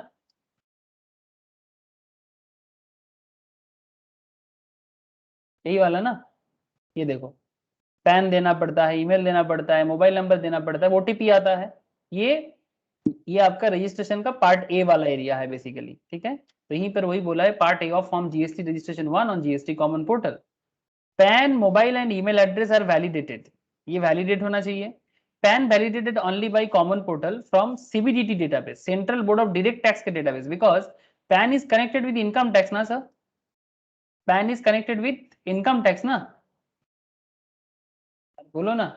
Yes sir. हम आपका जो हाँ, पैन कार्ड है वो सब इनकम टैक्स के साथ कनेक्टेड है, तो इसीलिए ये सीबीडीटी के साथ डेटाबेस के साथ मैच करना चाहिए। मतलब आपका पैन इशू करता है कौन, डायरेक्ट टैक्स डिपार्टमेंट बेसिकली, ठीक है। Central board of direct tax, income tax government का जो है, ये बेसिकली हमारा पैन का जो डिटेल्स है वो वैलिडेट करता है, ठीक है। ओके सर, इनके साथ मैच होगा।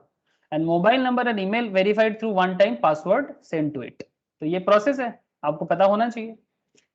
टेम्पोररी रेफरेंस नंबर आपको एक मिलता है, क्या मिलता है sir, temporary reference number TRN is generated and communicated to the applicant on the validated mobile number and email address. ये भी आपको मैं शो कर रहा था, ये देखो सर, आपको दिख ही रहा था प्रैक्टिकल में, मिला सर TRN नंबर, दिख रहा है आप लोगों को, टेम्पोररी रेफरेंस नंबर।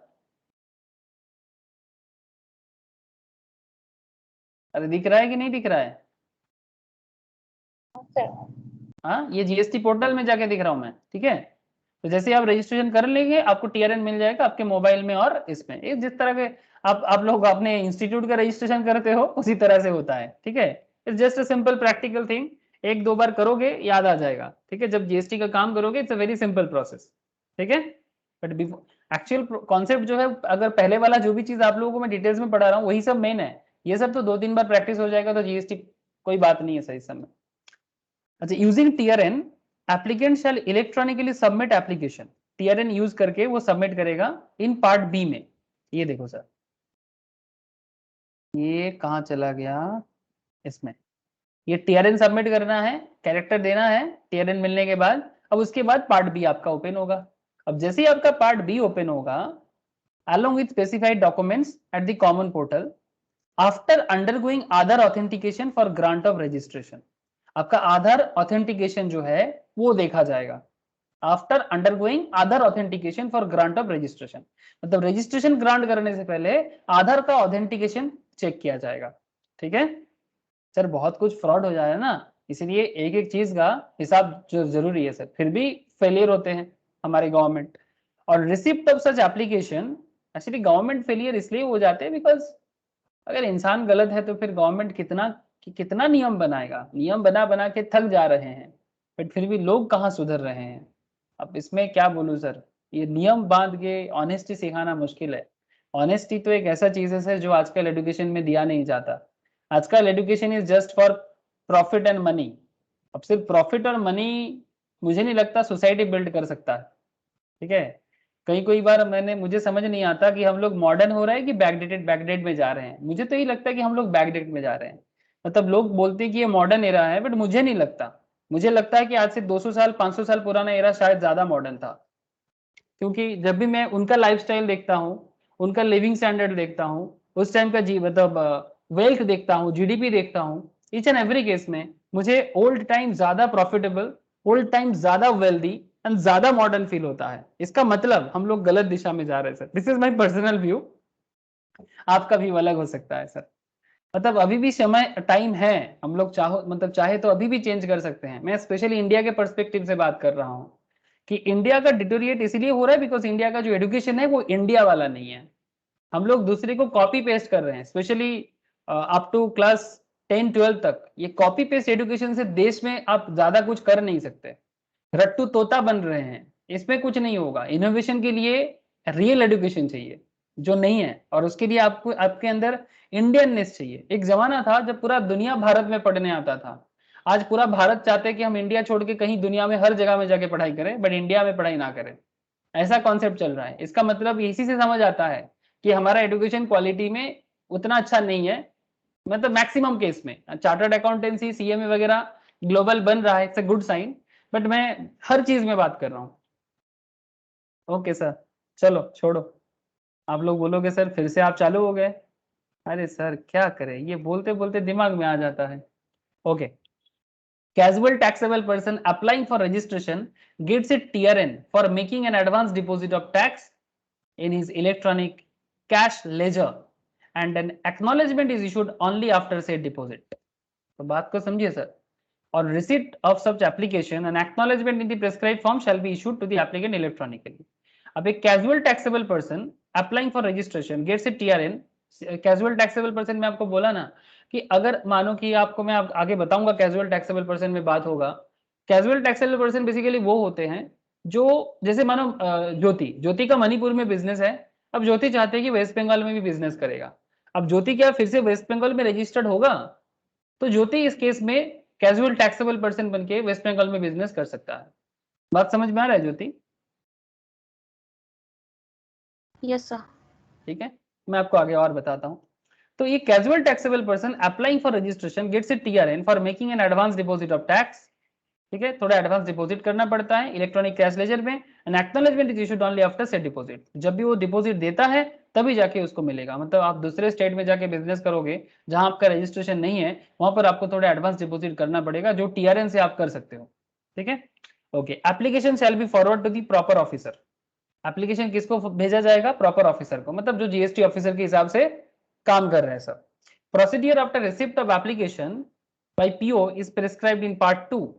ओके, देखते हैं सर पार्ट 2 क्या बताते हैं. अब आ गए सर पार्ट 2, ध्यान से सुनिए सर. अब पार्ट 2 किसका काम है? अब ये ऑफिशियल काम है. रजिस्टर का काम हो गया.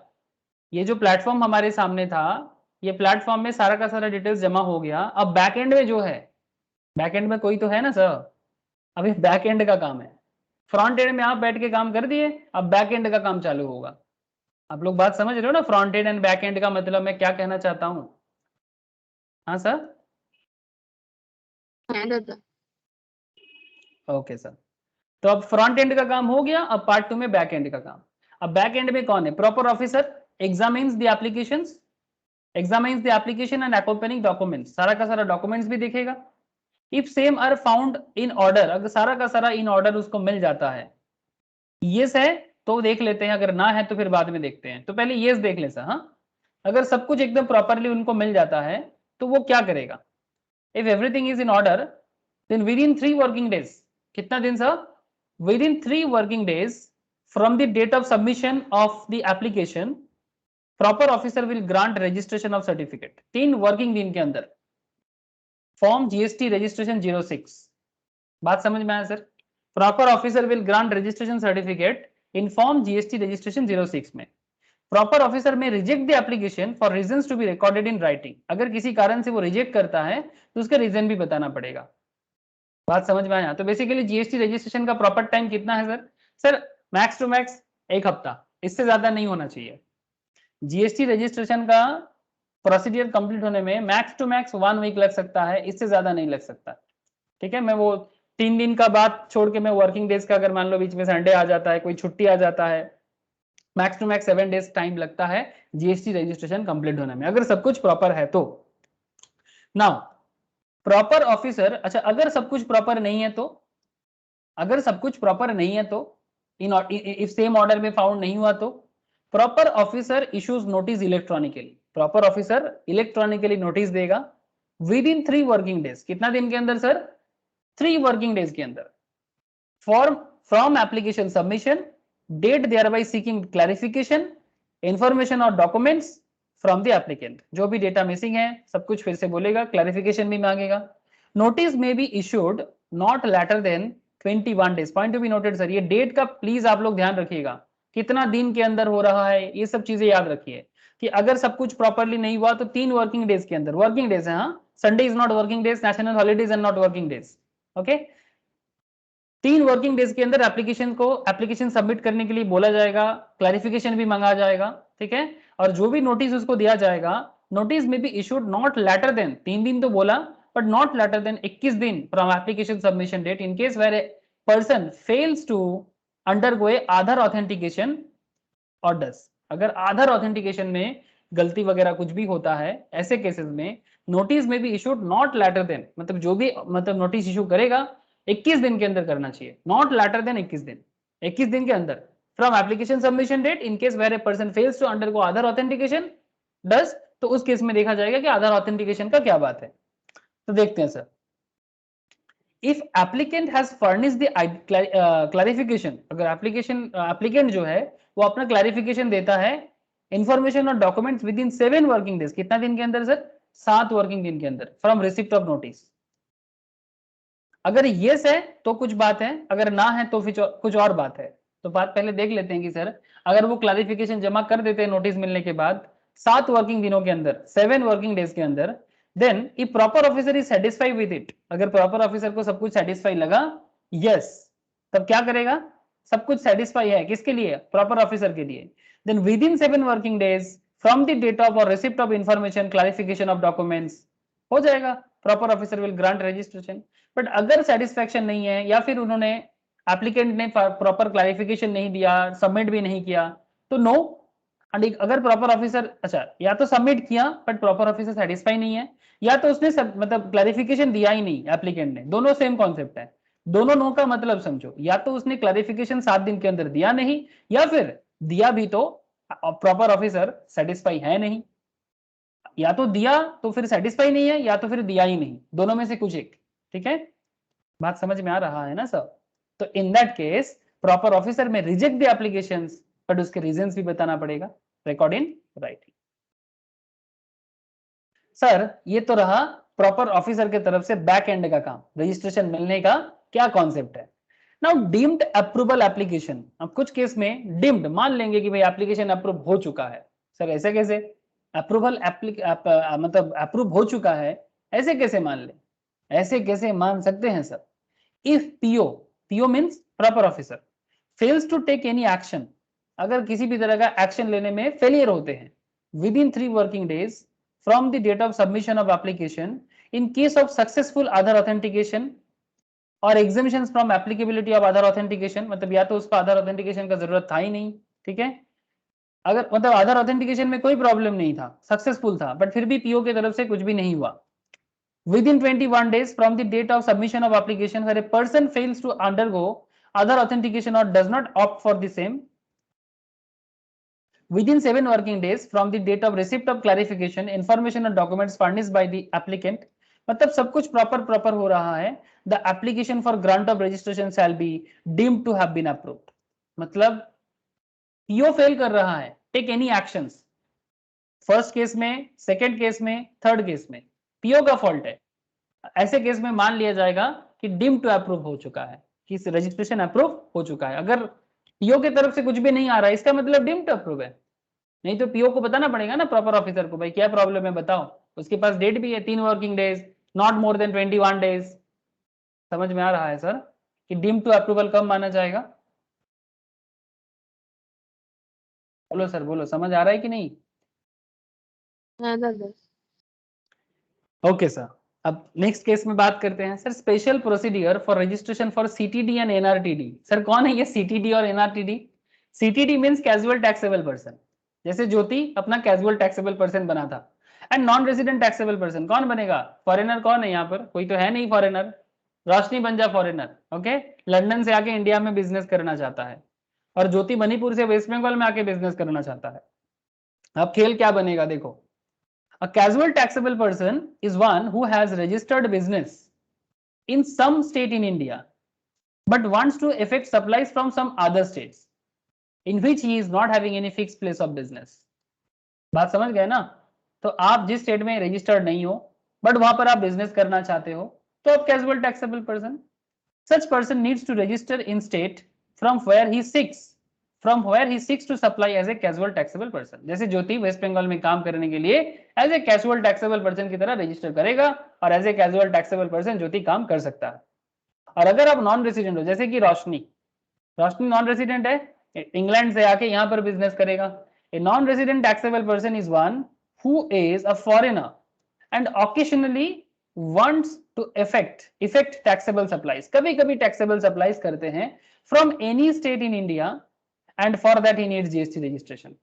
कई कबार मन करता है तो रजिस्ट्रेशन करने का सोचता है, तो तब उसको रजिस्ट्रेशन करने के लिए जाना पड़ेगा। आप समझ रहे हो ना सर? एनआरटीडी एंड सीटीडी का सीटीपी का खेल, casual taxable person and non resident taxable person. बोलो सर, क्लियर है बात? कुछ और बातें भी देख लो sir.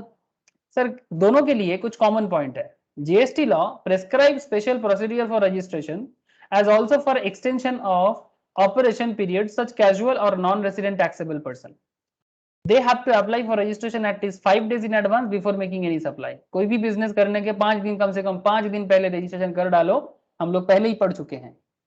Registration is granted to them or period of operation is extended only after they make advance deposit in estimated tax liability. उनको advance payment करना पड़ेगा.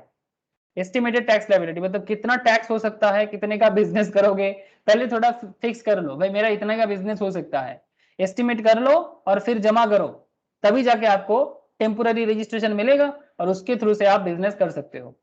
लेकिन जब तक आप एडवांस डिपॉजिट नहीं करोगे, आपको बिजनेस का मौका उस पर्टिकुलर स्टेट में नहीं मिलने वाला है. समझ गए ज्योति?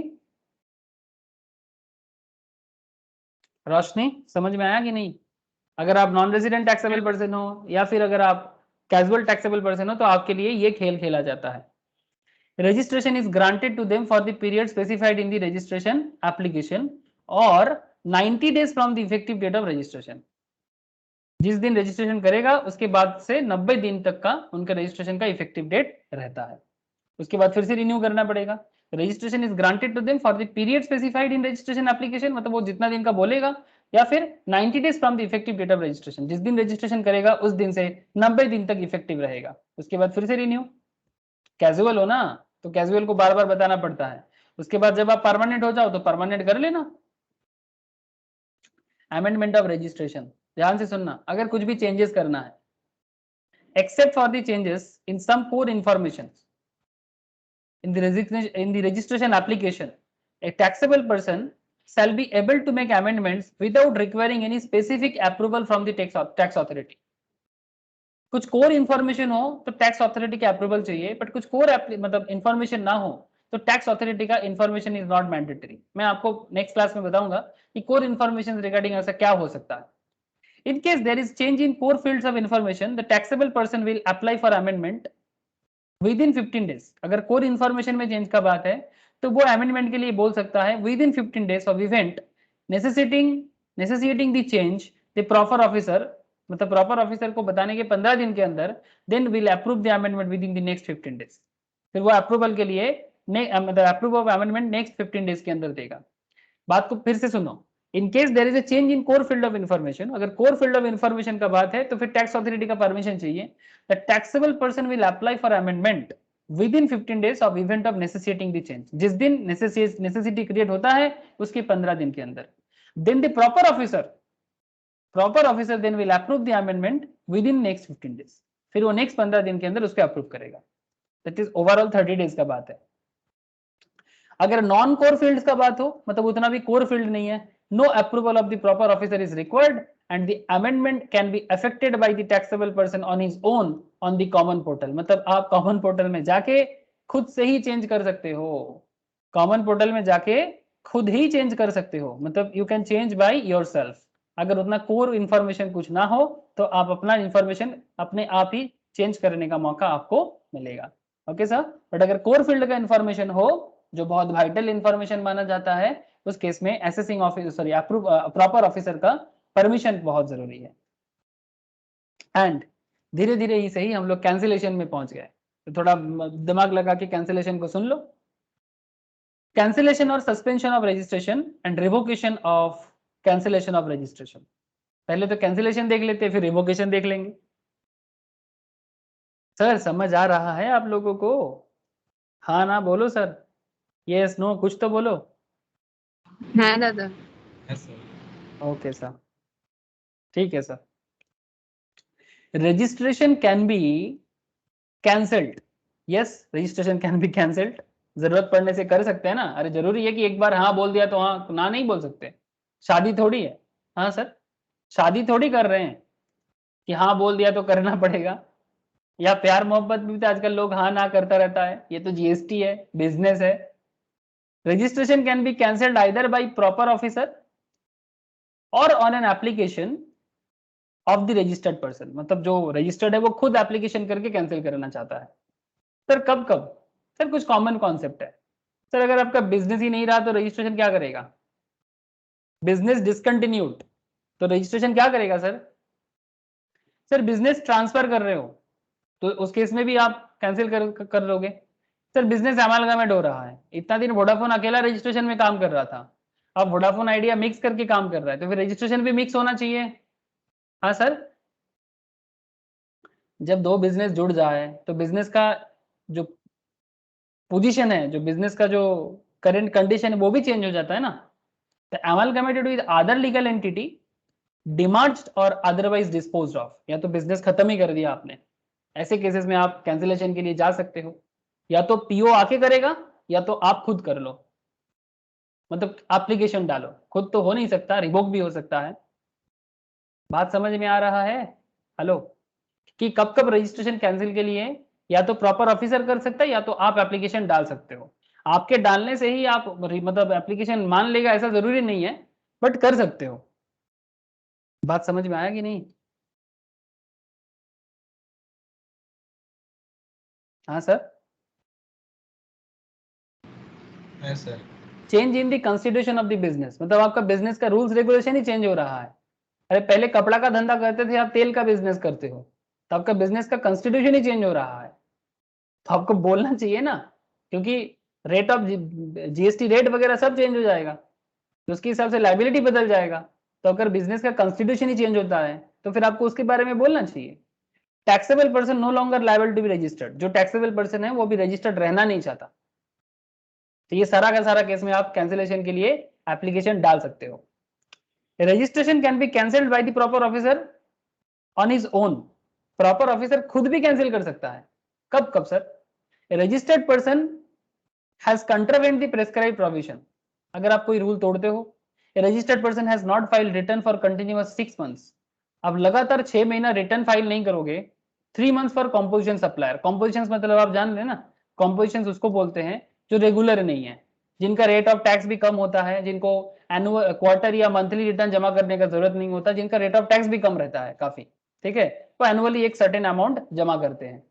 तो जो कॉम्पोजिशन सप्लायर है उनके केस में 3 मंथ अगर वो प्रॉपर टैक्स नहीं देता है, और जो रेगुलर सप्लायर है वो अगर 6 महीना कंटिन्यूअसली अगर टैक्स देना बंद कर देता है, रिटर्न फाइल करना बंद कर देता है, तो फिर प्रॉपर ऑफिसर खुद ही रजिस्ट्रेशन कैंसिल कर देगा। बात समझे sir? And voluntary registered person, मतलब जो खुद को वॉलेंटरी रजिस्टर्ड किया था बट अब से बिजनेस ही स्टार्ट नहीं किया, 6 महीना हो गया। जैसे मानो कि रोशनी ने बिजनेस करने के लिए जीएसटी रजिस्टर वगैरह सब कुछ कर लिया, आजकल बहुत सारा यूथ मिलता है जानते हो, रोशनी को नहीं बोल रहा हूँ, बस सभी को बोल रहा हूँ। आजकल बिजनेस करने के लिए ना यूथ बड़ा ही मतलब they are very crazy about business, entrepreneur बनना है। एंटरप्रेन्योर बनने से पहले ही दे फील दैट कि हमें सारा का सारा पेपर वर्क पहले कंप्लीट हो जाना चाहिए। क्या मैं सही बोल रहा हूँ सर? आजकल ऐसा लोग मिलता है ना, मतलब दे फील दैट कि बिजनेस करने के लिए पेपर वर्क पहले जरूरी है, रजिस्ट्रेशन कर लेते हैं, लाइसेंस बना लेते हैं, एवरीथिंग फर्स्ट। बट मेरे हिसाब से ऐसा नहीं है, अगर आप एंटरप्रेन्योर बनना चाहते हो पहले बिजनेस करो, फिर आप जो भी करना है करना। तो ऐसे बहुत केस में देखा गया है, सब कुछ बन गया है, वॉलंटरी रजिस्ट्रेशन भी हो गया है, बट बिजनेस ही नहीं बना। बिजनेस का कमेंस मतलब रजिस्ट्रेशन करने के बाद 6 मंथ बीत गया, फिर भी बिजनेस ही नहीं बना, तो आपका रजिस्ट्रेशन क्या हो जाएगा? प्रॉपर ऑफिसर ऑटोमेटिकली कैंसिल कर देगा। Registration was obtained by means of fraud, अगर रजिस्ट्रेशन फ्रॉड लिया गया, विलफुल मिसस्टेटमेंट, गलत स्टेटमेंट देके, या सप्रेशन ऑफ फैक्ट्स, कुछ इंपॉर्टेंट फैक्ट आपने सप्रेस कर दिया, मतलब दिखाया नहीं, ओमिट कर गए आपने जानबूझ के, तो ऐसे केसेस में भी आपका रजिस्ट्रेशन कैंसिल कर देगा। कौन? PO, proper officer. Okay, once a registered person has applied for cancellation of registration or the proper officer seeks to cancel his registration, proper officer may suspend his registration during pendency of proceeding relating to cancellation of registration filed by such registered person. That means कई बार ऐसे होते कि आपने application तो डाल दिया cancellation के लिए, बट अगर आपका कुछ ड्यू वगैरह रहा ना मार्केट में, तो पीओ आपका कैंसिलेशन अप्रूव नहीं करेगा। सर कैसे? देख लेते हैं सर कैसे, ऐसे वैसे कैसे कैसे हो सकता है। Procedure for cancellation, where the registered person applies for cancellation and where the proper officer cancel the registration, दोनों पॉइंट अलग है, मैं एक एक करके बताता हूं। registered person seeking cancellation shall apply for the same within 30 days of occurrence of the event of warranting cancellation in prescribed form furnishing the details of inputs held, मतलब कितना आईटीसी उसके पास है, हेल्ड इन स्टॉक और inputs content कितना stock है, in semi finished goods में कितना stock है, everything. Held in stock and trade and capital goods held in stock मतलब जो भी उसके बिजनेस का स्टॉक का डेटा है, कैपिटल गुड्स का डेटा है, जिसका जिसका आईटीसी उसने क्रेडिट में दिखा के रखा है, on the date from which cancellation of registration is sought liability thereon payment if any made and relevant documents. Simple बात है sir. Registered person seeking cancellation shall apply for the same within 30 days of occurrence of the event of warranting cancellation। मतलब वो warrant करना चाहते हैं कि भाई मैं कैंसिल करना चाहती हूँ। अब इन प्रेस्क्राइब फॉर्म में फर्निशिंग डिटेल्स देना पड़ेगा, जहां पर वो बोलेगा अपना स्टॉक जो भी उसके बिजनेस पे है, जिसका वो बिजनेस करता है, जो भी इनपुट उसके हाथ में है पर्टिकुलर स्टॉक के रिगार्डिंग, सेमी फिनिश गुड्स मतलब जो गुड्स कंप्लीट नहीं हुआ, कैपिटल गुड्स मतलब जो मशीनरी या कैपिटल गुड्स मतलब जिसका आप जानते हो ना, कैपिटल गुड्स में भी आप आईटीसी वगैरह ले सकते हो। तो एवरीथिंग का डिटेल्स जमा करो, सारा का सारा डॉक्यूमेंट जमा करो, जिसके जिसके लिए आप शाउट कर रहे हो लायबिलिटी जो भी है वो भी क्रिएट करो। तो इसके बाद ही आप कर सकते हो। नाउ प्रॉपर ऑफिसर क्या करेगा, shall issue the order of cancellation with in 30 days of submission of application for the same. अगर सब कुछ प्रॉपर हो गया तो कर देगा। बट सर इन केस बात को समझिए सर, इन केस, अब इन केस में क्या हो सकता है, रिवोकेशन हो जाएगा, कैंसिल होने नहीं देगा, ठीक है, आप चाहने से भी नहीं। In case where registration is cancelled suo motu मतलब by own motion, suo motu means own motion by the proper officer, the taxable person can apply within 30 days of service of cancellation order requesting the officer for revoking the cancellation ordered by him। मतलब आप खुद try किए थे, आप अभी खुद ही आके बोल रहे हो कि भाई नहीं 30 दिन के अंदर मेरा कैंसिलेशन को फिर से रिवोक कर लो, ठीक है, ये suo motu हो गया। मतलब आप पहले खुद से ही आपने दिया था, registration is cancelled suo motu bye the proper officer, मतलब प्रॉपर ऑफिसर ने कर दिया था। अब taxable person can apply with in 30 days, मतलब ये बेसिकली बात है कि सुओ मोटो मतलब यहाँ पर बोला जा रहा है कि प्रॉपर ऑफिसर ने कर दिया था आपका रजिस्ट्रेशन कैंसिल। बहुत सारा रीजन था ना, से फॉर एग्जाम्पल कि 6 महीना बिजनेस करने के रजिस्ट्रेशन करने के बाद 6 मंथ्स बीत गया, बिजनेस नहीं हुआ, तो प्रॉपर ऑफिसर कैंसिल कर दिया। अब आप टैक्सेबल पर्सन हो, आप 30 दिन के अंदर अप्लाई करो, रिक्वेस्ट करो ऑफिसर को for revoking the cancellation ordered by him, ठीक है, ये हो सकता है। However before so applying the person has to make good the defaults. इससे ये सब करने से पहले before so applying the person has to make good the default by filing all the pending returns. मतलब फिर से अपना रजिस्ट्रेशन को पाने के लिए उसका जितना मतलब डिटेल्स रिटर्न वगैरह है, जो भी पेंडिंग रिटर्न है, making payments all dues and so सब कुछ करो। उसके बाद for which the registration was cancelled by the officer, everything आप प्रॉपर करो, फिर जाके आपको रजिस्ट्रेशन मिलेगा। If satisfied the proper officer will revoke the cancellation earlier ordered by him, and however if the officer concludes to reject the request for revocation and cancellation, he will first observe the principle of natural justice by way of issuing notice to the person and hearing him on the issue। Officer hearing के लिए बुलाएगा, सो cause notice देगा, फिर आपको सुनानी होगा, आप बताओ कि क्या प्रॉब्लम हुआ है, आपने क्यों ड्यूज क्लियर नहीं किया, तभी जाके आपका रजिस्ट्रेशन कैंसिल किया गया। ओके, अब पीओ का भी कुछ खेल एक बार देख लेते हैं। PO shall issue a show cause notice, SCN का मतलब होता है show cause notice, to the registered person who has to reply to the said notice within 7 दिन 7 डेज के अंदर। मतलब पीओ खुद आके सुओ मोटो कर रहा है, बेसिकली सो कॉज नोटिस दे रहा है to the registered person who has to reply to said notice 7 दिन के अंदर।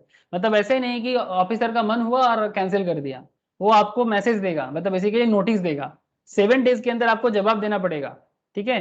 Proceeding shall be dropped, proceeding shall be dropped if reply to SCN is satisfactory, मतलब आपने जो भी जवाब देना था दे दिया, और अगर सो कॉज नोटिस सेटिस्फैक्टरी है, where instead of replying to so cause notice person furnish all pending returns and makes full payments of tax along with interest and late fee, cancellation order shall be issued within 30 days of reply to so cause notice where registration is liable to be cancelled। बात को समझिए,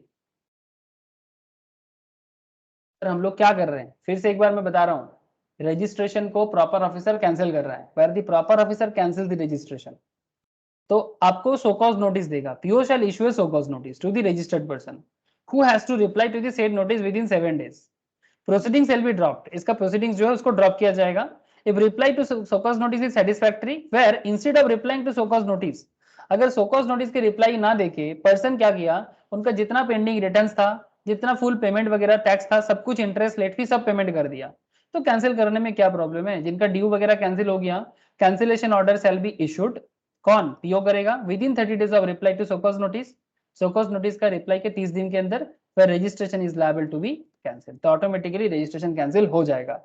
लेकिन revoke भी हो सकता है, और revoke का पॉइंट मैंने आपको बता दिया कि ये सब रीजन के थ्रू से आपका रिवोक हो जाएगा।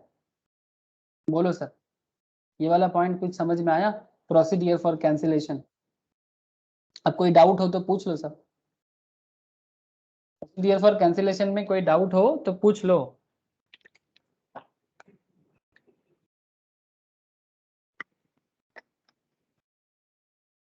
Hello sir, any doubt sir?